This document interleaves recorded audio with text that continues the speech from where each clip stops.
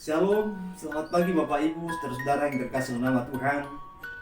Kita bersyukur buat pertolongan Tuhan yang telah menjaga melindungi kita sepanjang malam istirahat kita. Dan pagi ini kita bangun dengan tubuh sehat. Untuk mengawali aktivitas kita, mari kita datang kepada Tuhan dalam renungan firman Tuhan. Dan sebelumnya mari kita berdoa. Terima kasih Bapak buat pagi hari ini. Kami bersyukur karena Engkau telah menjaga, melindungi, dan memberkati kami sepanjang malam istirahat kami. Dan kami sekarang untuk mau mendengarkan firman-Mu. Berkati kami dari kebenaran-Mu Bapa. Mampukan kami memahaminya dan mampukan kami melakukannya. Dalam nama Tuhan Yesus kami bersyukur berdoa. Amin.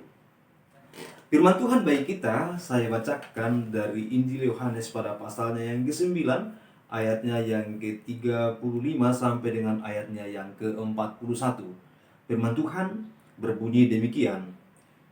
Yesus mendengar bahwa ia telah diusir keluar oleh mereka. Kemudian ia bertemu dengan dia dan berkata, "Percayakah engkau kepada Anak Manusia?" Jawabnya, "Siapakah dia Tuhan, supaya aku percaya kepadanya?" Kata Yesus kepadanya, "Engkau bukan saja melihat dia, tetapi dia yang sedang berkata-kata dengan engkau, dialah itu." Kemudian saudara terkasih nama Tuhan ayat 38. Katanya, "Aku percaya Tuhan." Lalu ia sujud menyembahnya. Kata Yesus, "Aku datang ke dalam dunia untuk menghakimi, supaya barang siapa yang tidak melihat dapat melihat, dan supaya barang siapa yang dapat melihat menjadi buta." Kata-kata itu didengar oleh beberapa orang Farisi yang berada di situ, dan mereka berkata kepadanya, "Apakah itu berarti bahwa kami juga buta?" Jawab Yesus kepada mereka, "Sekiranya kamu buta, kamu tidak berdosa, tetapi karena kamu berkata, 'Kami melihat,' maka tetaplah dosamu. Yang berbahagia adalah setiap orang mendengar dan melakukan firman Tuhan." Nah, renungan kita pada pagi hari ini adalah buta rohani dan juga buta jasmania. Nah, diawali kisah ini sebenarnya bahwa Yesus menyembuhkan seorang yang buta sejak lahirnya. Itulah judul perikop dari Injil Yohanes pada pasal 9 ini. Jadi pasal 9 itu kita boleh melihat satu pasal penuh, yaitu ayat 1 sampai dengan ayatnya yang ke-41, berbicara tentang kisah seorang yang masih muda yang disembuhkan oleh Tuhan, dan dia adalah orang yang buta sejak lahirnya. Bagi orang Yahudi, orang yang buta sejak lahirnya seringkali dianggap sebagai penyakit kutukan karena bawaan sejak lahir. Itulah sebabnya di dalam kisah ayat ini sebelumnya berkata bahwa murid-murid menanyakan sesuatu kepada Tuhan. "Kalau begini, siapakah yang berdosa? Apakah dia ataukah orang tuanya?" Lalu Tuhan katakan kepada murid-murid Tuhan pada waktu itu bahwa bukan dia dan juga bukan orang tuanya, tetapi supaya kuasa Tuhan dinyatakan. Saudara-saudara yang terkasih nama Tuhan, dan ketika Tuhan melihat orang yang buta ini membutuhkan pertolongan Tuhan, lalu Tuhan mengambil tanah dan mengaduknya dengan ludahnya, dan kemudian adukan itu dioleskan ke mata anak ini yang buta ini, lalu katakan agar dia pergi ke kolam Siloam untuk membasuh dirinya. Lalu dengan iman dia pergi membasuh dirinya, dan kemudian ceriklah matanya. Dia dapat melihat kembali. Nah, orang-orang Farisi yang ada di sana yang terbiasa melihat dia mengemis, meminta-minta, maka mereka bertanya, "Siapa yang melakukan ini kepadamu? Bukankah dia adalah seorang pengemis?" Lah, yang biasa kita lihat. Lalu orang lain berkata, "Oh tidak, itu mungkin saudaranya." Tapi anak ini berkata, "Iya, aku dia." Nah, saudara yang terkasih nama Tuhan, mulailah mereka menginterogasi bagaimana hal itu dapat terjadi. Lalu dia bercerita bahwa Tuhan Yesus, dia mengambil tanah dan mengaduknya dengan ludahnya dan mengoleskan ke mata. Lalu kemudian dia menyuruh anak ini pergi ke kolam Siloam, lalu untuk menyucikan dirinya, membersihkan dirinya. Lalu kemudian dia dapat melihat, dia menjelaskan hal itu. Nah, terjadilah perbincangan antara sesama orang Farisi itu. Maka Beberapa di antara mereka berkata bahwa berarti Yesus itu bukan dari Tuhan. Kuasanya adalah bukan kuasa dari Tuhan. Karena tidak mungkin dia melakukan penyembuhan di hari Sabat. Saudara yang terkasih nama Tuhan, mereka sangat-sangat tidak ingin Tuhan dipuji. Mereka sangat-sangat tidak ingin kebenaran dinyatakan bahwa Yesus adalah Tuhan yang dapat menyembuhkan atau dapat melakukan mujizat yang sangat luar biasa. Nah, kemudian anak itu berkata bahwa ketika ditanya kepadanya, menurut kamu siapakah dia? Dia berkata dia nabi. Nah, tapi mereka bersikeras bahwa itu tidak mungkin nabi, karena nabi tidak akan mungkin melakukan sesuatu yang bertentangan dengan hukum untuk tidak melakukan pekerjaan di hari Sabat. Saudara-saudara yang terkasih nama Tuhan, mereka juga menanyakan kepada orang tua anak itu. Lalu orang tua anak itu juga berkata bahwa dia sudah dewasa, tanyakan kepada dia saja, kepada anak saya. Mereka kembali menanyakan kepada anak itu, dan anak itu tetap saja ngotot mengatakan bahwa dia disembuhkan oleh Yesus.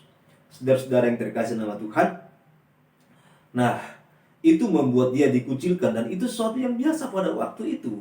Siapa yang mengikut Tuhan pada akhirnya akan dikucilkan. Nah, dia dikucilkan bahkan disuruh keluar. Nah, kemudian saudara terkasih nama Tuhan, ketika Yesus sudah tahu dan mendengar bahwa ia telah diusir keluar, maka Yesus pergi menemui dia, pergi berbicara kepadanya, dan Yesus mengatakan kepadanya, percayakan kepada anak manusia. Lalu anak ini berkata, siapakah dia Tuhan? Dia tahu Yesus Tuhan. Siapakah dia Tuhan? Kemudian dikatakan, supaya aku percaya kepadanya. Kata Yesus, engkau bukan saja melihat dia, tetapi dia yang sedang berkata-kata dengan engkau, dialah itu. Artinya bahwa saya yang sedang bercakap-cakap dengan kau ini, itu saya ini adalah Mesias, saya ini adalah Tuhan. Saudara yang terkasih nama Tuhan, kemudian anak ini berkata, aku percaya Tuhan. Lalu Yesus menyembah. Kata Yesus, aku datang ke dalam dunia untuk menghakimi, supaya barang siapa yang tidak melihat dapat melihat, dan supaya barang siapa yang dapat melihat menjadi buta. Saudara-saudara yang terkasih nama Tuhan, jadi dari sini dapat kita melihat konsep yang Yesus mau sampaikan, bahwa ternyata ada dua kebutaan, yaitu ada buta secara jasmani, tapi ada juga buta secara rohani.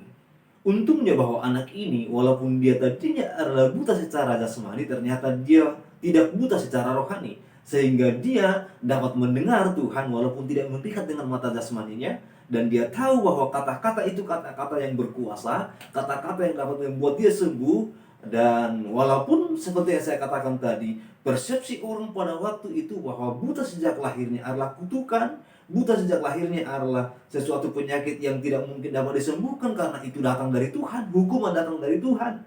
Maka saudara yang terkasih nama Tuhan, nah, sulit orang untuk percaya bahwa orang yang buta dapat sejak lahir dapat disembuhkan. Tetapi anak ini percaya dia akan sembuh. Ketika Tuhan katakan, pergilah ke kolam Siloam untuk membersihkan dirimu. Ketika telah dioleskan tanah di matanya, dia pergi dan dia melakukannya. Kalau dia tidak percaya, mustahil dia akan pergi. Kalau dia tidak percaya bahwa akan terjadi mujizat kepadanya, buat apa dia harus pergi ke sana? Tetapi karena dia percaya, maka dia melakukannya. Nah, itu buktinya bahwa mata rohaninya melihat. Tetapi berbeda dengan orang-orang Farisi pada waktu itu. Mungkin mereka mendengar Yesus, mungkin mereka melihat Yesus dengan mata jasmani mereka, tapi mereka tidak melihat dengan mata rohaninya. Jasmaninya melihat, tetapi mata rohaninya tidak melihat. Jadi, mereka buta secara rohani, sehingga walaupun Yesus mengajar berulang-ulang, walaupun Yesus berkhotbah berulang-ulang dan mereka dengar, mereka tidak mau melakukannya. Mereka tidak akan mau melakukan apa yang Yesus sampaikan. Mengapa? Karena bagi mereka, Yesus bukan Tuhan. Bahkan mereka menganggap bahwa pengajarannya adalah pengajaran yang bertentangan dengan firman Tuhan. Karena dikatakan bahwa melanggar hukum Taurat, bahwa menyembuhkan di hari Sabat, saudara yang terkasih nama Tuhan, karena mereka tidak memiliki mata rohani yang melihat. Karena mereka memiliki mata rohani yang justru buta, sehingga mereka buta akan kebenaran. Sehingga berulang kali sampaikan kebenaran pun mereka tidak mau lakukan. Saudara-saudara yang terkasih nama Tuhan, tetapi anak ini, walaupun tadinya mata jasmaninya buta tetapi mata rohaninya melihat, sehingga dia mau melakukan firman Tuhan, mau melakukan perkataan Tuhan, dan pada akhirnya dia mendapatkan kesembuhan. Saudara yang terkasih nama Tuhan, apakah Anda seperti orang Farisi? Ataukah seperti anak ini yang memiliki mata rohani yang melihat?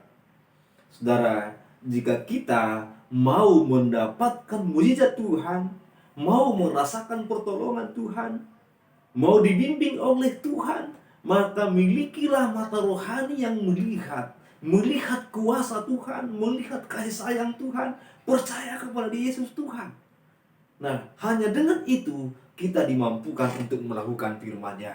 Hanya dengan itu kita memiliki hati, niat untuk melakukan firman Tuhan dalam hidup kita. Kiranya firman Tuhan yang singkat ini dapat menjadi berkat bagi kita semua. Marilah kita berdoa. Terima kasih Bapa buat hari ini kami telah mendengarkan firman Tuhan. Biarlah kami menjadi orang-orang yang memiliki mata rohani yang melihat, sehingga kami pun mau dengar-dengaran akan firman Tuhan, dengar-dengaran akan perintah Tuhan, dan melakukannya dalam hidup kami. Karena melakukan firman Tuhan pasti membawa kami kepada berkat, kepada kasih sayang, dan kepada kemurahan Tuhan. Terima kasih Bapa. Kami berdoa buat saudara kami yang mendengarkan firman Tuhan ini, kuatkanlah mereka dan mampukan mereka menjadi pelaku kebenaran-Mu. Dan jika di antara mereka ada yang lemah, biarlah Engkau menguatkan mereka. Jika di antara mereka ada yang sakit, Tuhan sembuhkan mereka. Jika di antara mereka yang berkekurangan, Tuhan cukupkan mereka Bapa. Kami berdoa ya Allah kami, nyatakanlah kasih sayang Tuhan, kemurahan Tuhan bagi kami semua sepanjang hari ini. Saudara yang terkasih nama Tuhan, mari pergilah kepada kita semua masing-masing, arahkanlah hati dan pikiranmu kepada Tuhan, terimalah berkat-Nya. Kiranya kasih karunia dan damai sejahtera dari Allah Bapa dan Tuhan kita Yesus Kristus dengan perantaraan Allah Roh Kudus itulah yang menyertai, memberkati saudara hari ini sampai selama-lamanya. Amin. Amin. Tuhan memberkati kita semua. Sampai ketemu di edisi berikutnya. Percayalah bahwa Tuhan yang Maha Baik sanggup memberkati kita semua dimanapun kita berada. Tuhan memberkati.